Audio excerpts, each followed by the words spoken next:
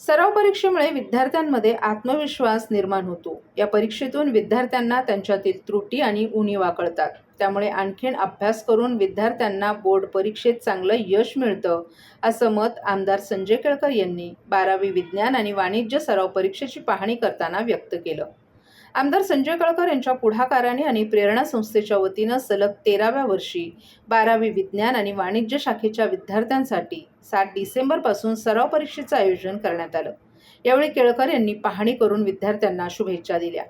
Board परीक्षेपूर्वी होणारा हा सराव विद्यार्थ्यांसाठी अत्यंत उपयुक्त ठरणार असून या माध्यमातून त्यांना आत्मविश्वास वाढवण्यास, प्रश्नपत्रिका सोडवण्याची सवय लावण्यास आणि वेळेचं योग्य नियोजन करण्यास मदत होईल, असं आमदार संजय केळकर यांनी सांगितलं.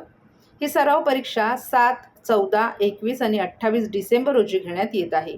ब्राह्मण शिक्षण मंडळाची इंग्रजी माध्यम शाळा आणि दगडी शाळेजवळील महाराष्ट्र विद्यालय ही परीक्षा केंद्र असून या परीक्षेत 1,500हून अधिक विद्यार्थी बसले आहेत. सराव परीक्षेचा निकाल आणि प्रमाणपत्र वितरण सोहळा 4 जानेवारी 2026 रोजी सायंकाळी 5 वाजता पालकांच्या उपस्थितीत पार पडणार असून या प्रसंगी आमदार संजय केळकर यांच्या हस्ते प्रमाणपत्र वितरण करण्यात येणार आहे. केळकर यांनी दोन्ही केंद्रांना भेटी देऊन पाहणी केली. या उपक्रमाबाबत बोलताना गेली 19 वर्ष हा उपक्रम आम्ही राबवत आहोत. यात कोचिंग क्लास संघटनेचा देखील सहभाग असतो. या उपक्रमांमुळे विद्यार्थ्यांना परीक्षेत चांगलं यश मिळत असल्याचं केळकर यांनी सांगितलं.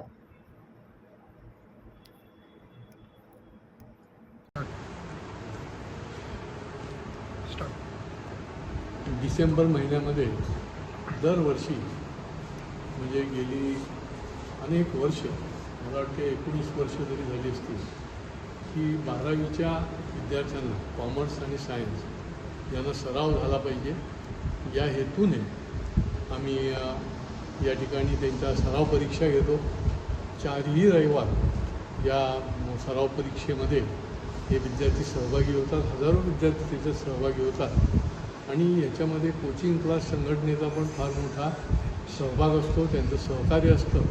आणि या माध्यमातूनच जसं सरावानेच माणसाला यश मिळतं, तर या सरावाच्यामुळे या विद्यार्थ्यांना त्यांच्या प्रत्यक्ष परीक्षेमध्ये देखील यश मिळतं. या विद्यार्थ्यांना आज मी बघायला आलो होतो, भेटायला आलो होतो, त्यांच्या परीक्षेला कशी लिहितात ते बघायला आलो होतो. त्या सर्व विद्यार्थ्यांना मी शुभेच्छा देतो.